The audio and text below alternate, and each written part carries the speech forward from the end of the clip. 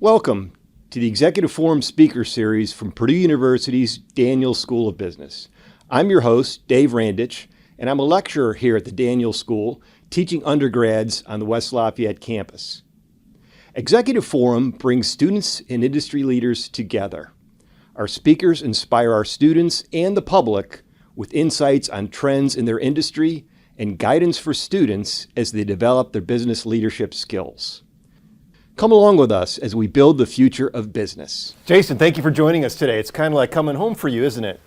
It is awesome to be here, and thank you all for making the way here on a cold December morning, but I'm just thrilled to be back on campus. It's been a long time. I graduated in '92, and things have changed a lot here in some ways, and in some ways they haven't changed at all.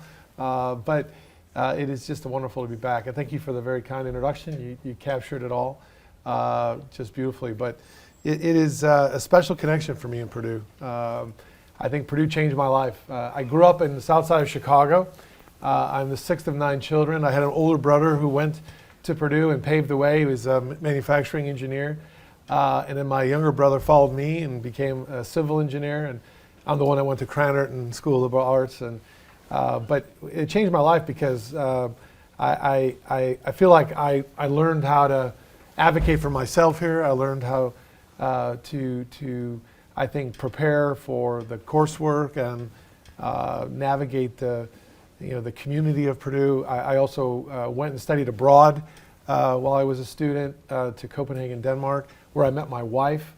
I had the experience of working at the C-SPAN archives while I was a student here, and I had a love for political science, and I studied 1-minute speeches in the House of Representatives. That was my project and my job, and they paid me, and I used to go there in the wee hours of the night and watch 1-minute speeches because Professor Browning was doing analytics and research on what was happening in Congress. So many great experiences that are formative for me and a big part of my family, a big part of my life. And I know how busy all of you are as students, and it's great to have all of you here.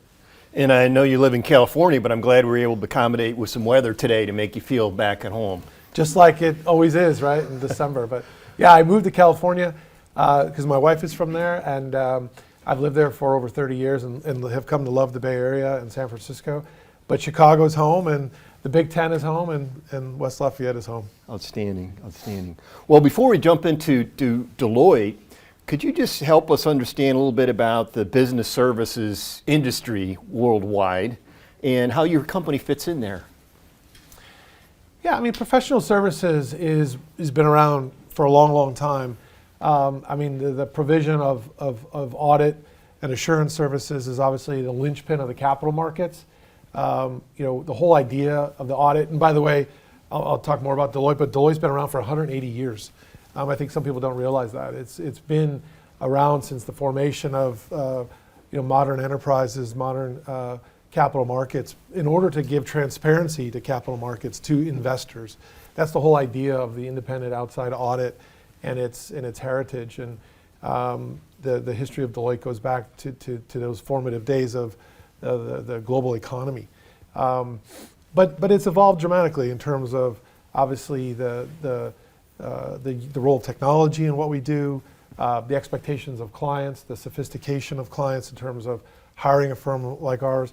Because at the end of the day, organizations are trying to get hard things done, and they look to firms like Deloitte to work with them on that journey. But the expectations for technical excellence, the expectations for integrity and the quality of the work, the modern tools to develop the work, and then I think the expectations for us to link our commercial success to our clients' commercial success are some of the hallmarks of professional services. The business has become much more, I think, sophisticated in terms of all of those aspects, but the underlying part of professional services of helping clients work through difficult issues in a high integrity, high quality way, in a collaborative way, I think is still at the root of what professional services is all about. And you mentioned something that caught my attention about transparency, that your firm and your industry provide transparency for the capital markets. And certainly over the course of my life, we've had all the different explosions that led to Sarbanes-Oxley and so on. Is it getting harder or easier to maintain transparency for the capital markets these days? I think it's changing, but there's still a vital role that a firm like ours plays. I mean, as I said, we serve as the external auditor, and the Deloitte,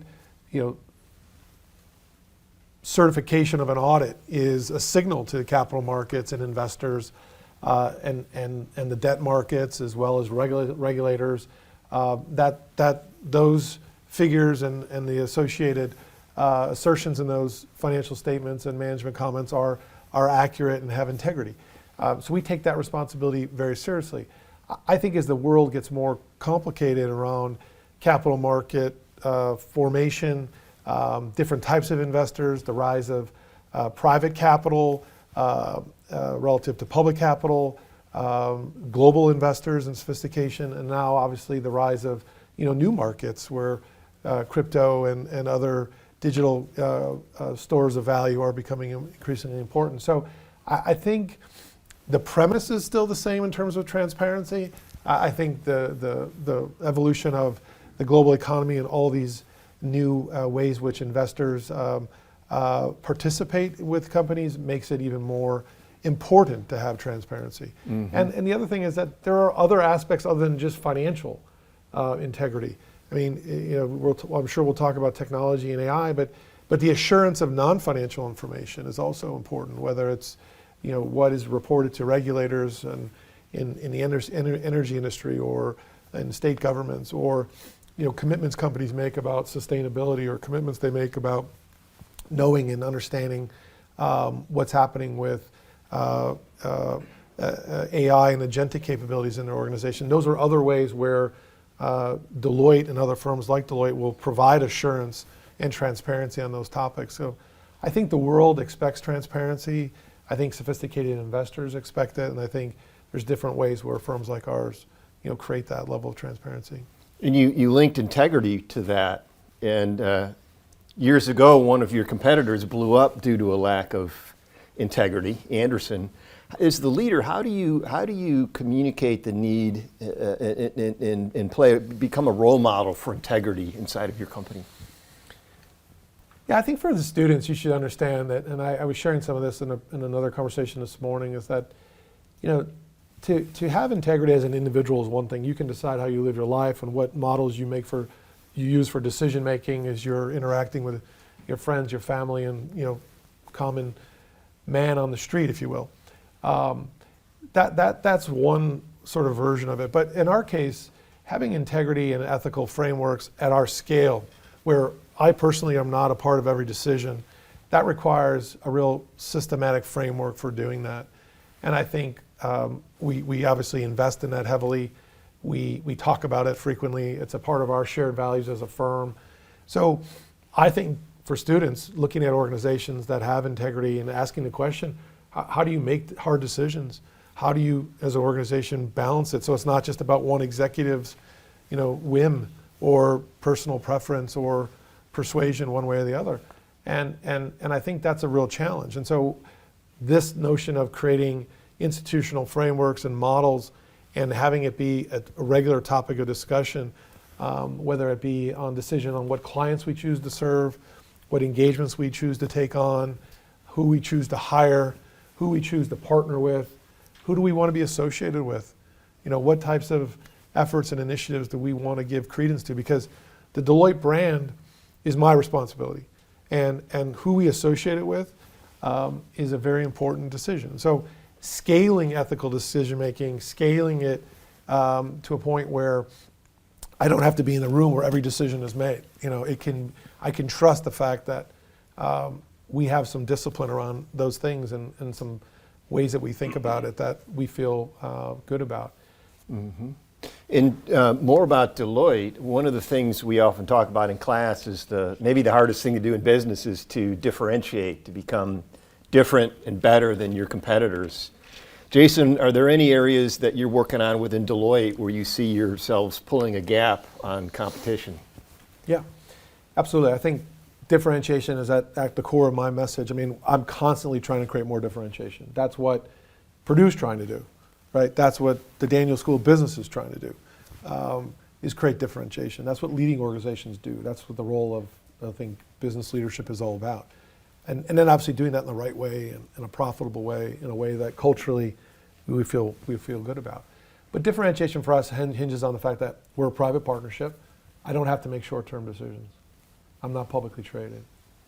So I don't care about quarterly results. I care about nice. long-term results. Yeah. Right? So if I'm talking to you as my client, I can say I'm interested in your long-term success. Because short-term you can do a lot of things to be successful. You can feel good, but it's not systemically accretive and sustainable. We're a multidisciplinary firm. So we're one firm who operates multiple businesses. So we provide audit, insurance services, tax services, and consulting services. And we're different because of that. So when you can hear any executive and any topic and any issue, most of those issues are multifaceted in their nature. If I have a supply chain issue, it's not just about technology. It could be about the people, it could be about the data, it could be about regulatory issues. In this day and age, it's about tax, trade, tariff issues. It could be about geopolitical differences between a country, and you could care about how you financially report on it. So I just picked one topic, supply chain, and I know a lot of people at Purdue study around supply chain. It is a multidisciplinary integrated set issue. So we're different as Deloitte because we bring a multitude of capabilities to these problems. The same is true around finance, the same is true around talent, the same is true around customer-related growth opportunities. Multidisciplinary. So we're a private partnership. I take a long-term view. We're integrated across multiple businesses. And then the third thing that we're working on, which is what your question was, is that increasingly all of that has to be tech-enabled. All of it has to be AI-enabled. And so we, like every organization, are going on that journey and embedding into our capabilities. So Deloitte professionals today have tools available to them to support their work that are AI-enabled, co-pilot, if you will. I'm using that in a generic sense. But those tools matter, and that level of sophistication around whether I'm a Deloitte auditor, I'm a Deloitte tax professional, or a Deloitte consultant will be the norm. And so Deloitte professionals need to be comfortable and adaptive in that environment. And I think clients, the most sophisticated clients that we serve, whether or not they're governments or private equity firms or large manufacturers, expect that of us and expect that level of excellence from us. So we're investing heavily in that, both in terms of the tools as well as within our people being able to use those tools. So differentiation happens in all those ways. Now there's other things that we do. You know, we think we're more effective globally. We think we have scale and breadth. All those things matter as well. But those are some of the things that are most critical in what we're working on to create more differentiation. Because it's a very competitive world. I compete every day for serving the greatest companies in the world. And there's formidable competition out there. That's why I want more Purdue graduates to be part of Team Deloitte. But because I think that's what it takes to win. And you mentioned working with the greatest companies in the world. I saw somewhere, hopefully this is an AI hallucination, but it said 90% of the S&P 500 Deloitte has worked with? Yeah, at any given moment, that's probably true. That's amazing. Yeah. But it's also, the fun part about what we do is we work across all types of, and I like to say for the world's leading organization, because it doesn't have to just be the world's largest organizations. There are organizations of all types and sizes that need help, and I think Deloitte can be a part of that. So part of our mission, and I want to say this as part of the differentiation point, but also like who we serve, is that we are also an organization with a soul and a conscience. So there are organizations that can't afford Deloitte, that need Deloitte's work. And so we do lots of pro bono work, we do lots of volunteer work. We have a culture where there's one day out of every year where every Deloitte professional volunteers in the communities that they live and work. Okay. So, you know, the world needs organizations that have a conscience. And, you know, you may not worry about that sitting there today, but someday when you're working away and you're going to want to be a part of an organization that you're going to be proud of. And there's more than just Deloitte, but that's something that I think is important for us. Absolutely, absolutely. Well, let's talk about current events. There's always something new going on in the Wall Street Journal. How are events and the way they're transpiring around the world and through the economic sector, how's that affecting Deloitte and the way you work with your customers? Yeah, dramatically. I mean, there's never been, I'm sure a lot of folks would say this at different times and place, being on a stage like this with students like you, that there's never been a time like this, right? But this is an extraordinary time. And I think if you ask lots of business leaders who have even more experience than you or me, you or I, that they would agree that this is pretty extraordinary. So I think that we live in a time, and my shorthand way for it, and my Deloitte colleagues would have heard me talk about the notion of VUCA. VUCA stands for volatility, uncertainty, complexity, and ambiguity. That's the best characterization of what's happening today. Because you're living in a VUCA world. You're a student in a VUCA world.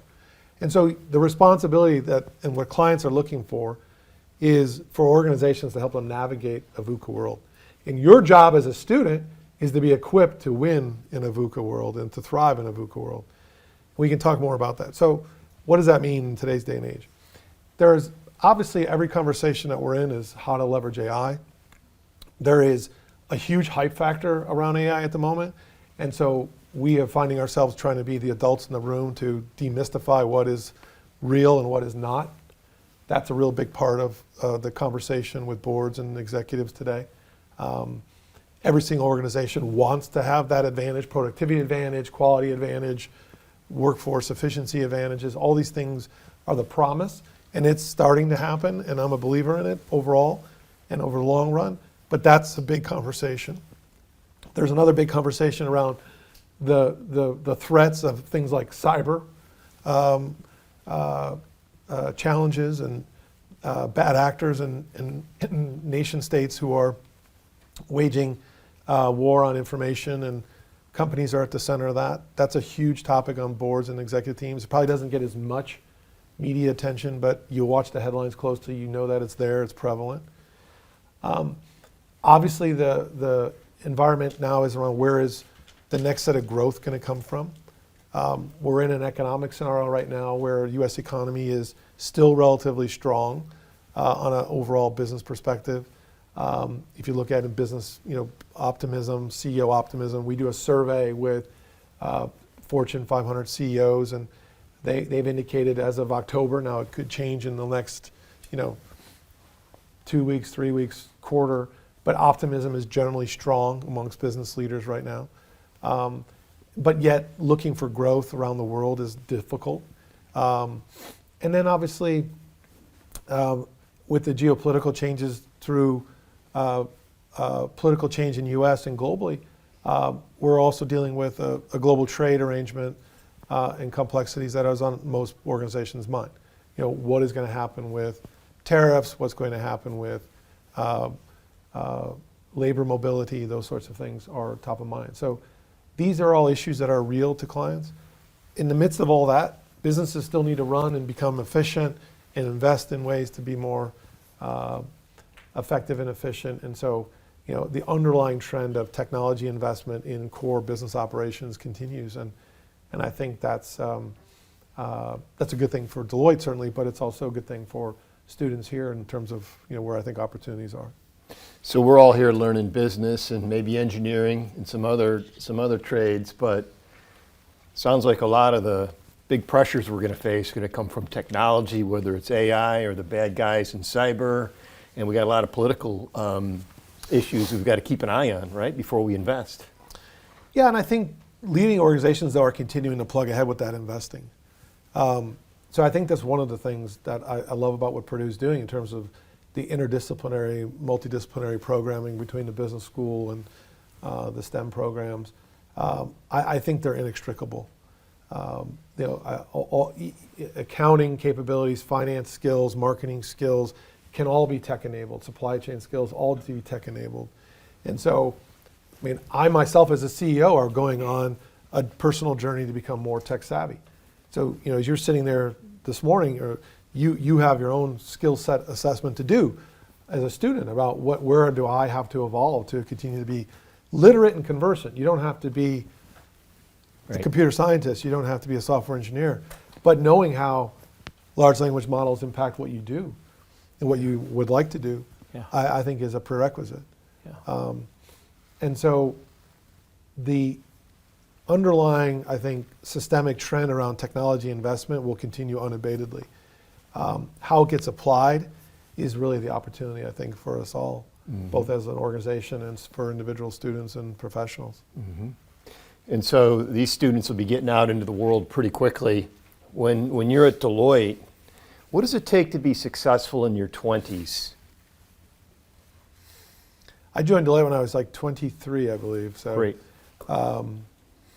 That's a great question, too. I think, look, organizations, and this is some straight talk, I guess, from me, is that organizations want their new hires to be bringing energy and modern perspective on the world and capabilities and the schooling that you've done here to their organizations. I want that to be infused into Deloitte. So I think students in their 20s can embrace that responsibility and that opening to bring the cutting edge experiences that you're getting here to the workplace, to the organizations that you join. So I think it is first and foremost, it is embracing that opportunity around bringing those fresh perspectives and skills. The second thing is an enthusiasm and a willingness to learn and grow. You may not have the perfect role or the perfect experience in your 20s, but there's a lot to be learned from that. So I think there's a mindset that's imperative to be successful in your 20s, where if you're demonstrating, you're giving your all, even if you don't love it, that then goes a long way to creating doors for the next thing and the next thing and the next thing. I think that's as true today as it was when I did it or you did it. I believe that. I think that is certainly my experience. And so that growth mindset notion, that willingness to apply yourself no matter what, and bring that enthusiasm and energy. The other thing is, I shared with them this morning, coffee we're having, that, in your 20s, and I think it's true for me in my 50s, but that you have skills and experiences you're trying to build.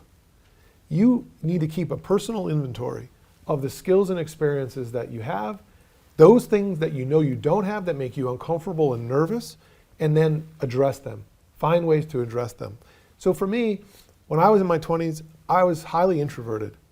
I was been really reluctant to be on a stage like this or to be in a group setting where I had to interact with big groups of people I didn't know. That wasn't where I was comfortable. So I think, you know what those things are for you. I mean, you have to understand, are you comfortable with financial analysis? Are you comfortable with, interacting with small groups and maybe leading a task or leading a part of a project? If you're comfortable understanding and being literate around, the building blocks of AI, and from the lowest level to the highest level. You don't have to have all that mastered, but you have to take stock of that. And I think in your 20s, being intentional and being cognizant of the skills and experiences that you're building along the way will pay you dividends, and address those areas where you think you have gaps. The worst thing is to not be doing that, to think it's like a random walk. I think a lot of people maybe just miss the opportunity to be intentional and to be open-minded about taking advantage of the experiences there, good or bad. So that would be my thought on being successful in one's 20s. I think, that said, look, I also think the world can be very difficult. And I think we as business leaders and faculty members, I think, have to acknowledge that the world is complex right now. And I think we also have to be empathetic and supportive of students coming into this world, and know that that's the reason why people like me, or I'll speak for myself, want to come back to Purdue and share with you. I think you need to know how good you have it. You need to know you're equipped to be successful. And I think the world can be complex and difficult, but you're in a place at Purdue where you're going to have a huge advantage, and I encourage you to take advantage of that advantage as you're making those steps forward. Well, you mentioned a couple of things there, Jason, that helped me a lot in my instruction, and probably other instructors as well, where you mentioned you were uncomfortable as an introvert, and we're always talking to students about gaining communication skills, practicing their skills. And here we have an example of somebody who you obviously did that, and here you are, CEO, and very comfortable on stage. That helps us a lot. Good example. Well, I think one of the things we can do with students is be honest about how we're not perfect, and be honest about we all have development sort of programs and needs. It's up to you to figure out what that is, and then find people around you. Create a network of people around you that will be honest and be constructive. And if you can do that, I think you can really improve your confidence with those areas. But it's not being honest with yourself about where you need to improve and trying to take stock of that. You know, we as a firm do a lot of formal goal setting and annual performance review stuff that is very important. But if you do it in a perfunctory way, if you do it in a sort of a non-thoughtful way, you miss all the value of it. I mean, so what I'm encouraging people to do, I'm saying to you what I would say to my Deloitte colleagues is, try to really do, you know, here we are, it's the end of 2025. So for 2026, what is it that you want to improve upon? How do you create a real mental map for yourself on that? And then I think with that intentionality, it will pay huge dividends. And then, by the way, it gives you great things to talk about in interviews and to talk about with prospective employers about how you're developing yourself. I think it goes a long way. It shows that you're thoughtful. It shows that you're actually paying attention to the opportunities that you've got. And on that, you mentioned energy, which we understand, and you also mentioned you're looking for students to come and bring something with them to Deloitte, something they picked up, something they've learned. It used to be where people expected they would get out of college and their employer would train them, and I'm sure you have wonderful training programs at Deloitte, but you know, I just want to reinforce the fact that you're also looking for our bright students to come and bring something to you. Make us better. Yeah. It's back to the whole, there's a virtuous cycle, you know, there's a competitive world. I know I need the very best people to be a part of our team Deloitte. I know Purdue students are awesome. So I'm asking you to bring your best to make us better. Yeah, there's cultural norms and expectations we have. Yes, we will provide scaffolding and helping. We have our own Deloitte University. We do all these great programmatic things, but I want individuals to bring their best self to make us better. That's a big part of it. And this is a great, you know, very diverse group, and you all have wonderful life experiences and interests and curiosities and skills, and you'll learn other ways that you can get even better through working in a firm like ours, and that's true for other organizations. But I want the very best of what you have to offer, for sure. And how's the pace in this competitive world? What's pace like these days? It's up-tempo right now. It's up-tempo. I think that that's a reality check probably for a lot of students relative to, I mean, I'm sure the coursework and school load and all the activities people are involved with is an example of that. So I think in many ways it prepares you well for what happens in the business world. But the expectations of clients are high. Yeah. And I think that's often a conversation I have with new hires is that say, look, you're going to get put in a firm like ours. You get put into client service right away. You're not in a back room. You're not kept, you know, sort of on the shelf. You're in the action, and so your job in school is to get as ready as possible, because you're going to play in the game. If you come on Team Deloitte, you're going to play in the game. And a lot of organizations feel that way. Similarly, that's the expectation. So I think you got to be ready for that. But that doesn't mean, you know, expect you to have all the answers. We're not going to ask more of you than you necessarily is reasonable. But that's sort of the mindset I think you have to have. And that's not just true for our firm. That's true for a lot of employers who will look to Purdue students to really be impact players right out of the gate. And what an amazing opportunity to go into a fast-paced organization where they put you in the game right away instead of being in the background for a few years. I mean, all of you want to be in the game, right? Yeah. You know, no one wants to. I mean, I could just see them all. You know, I know you want to be in the game, and I want you in the game. So your job is to get ready now to be in the game. And so you develop skills and experiences, you develop stories to tell, you create self-awareness around where you have to continue to improve. You read the papers and watch the news about what issues are on agendas of CEOs and boards, right? It's a global world. You understand what's happening across the Americas and Asia and Europe. That's the game you're going into. And so you're in a place where you're equipped to do that.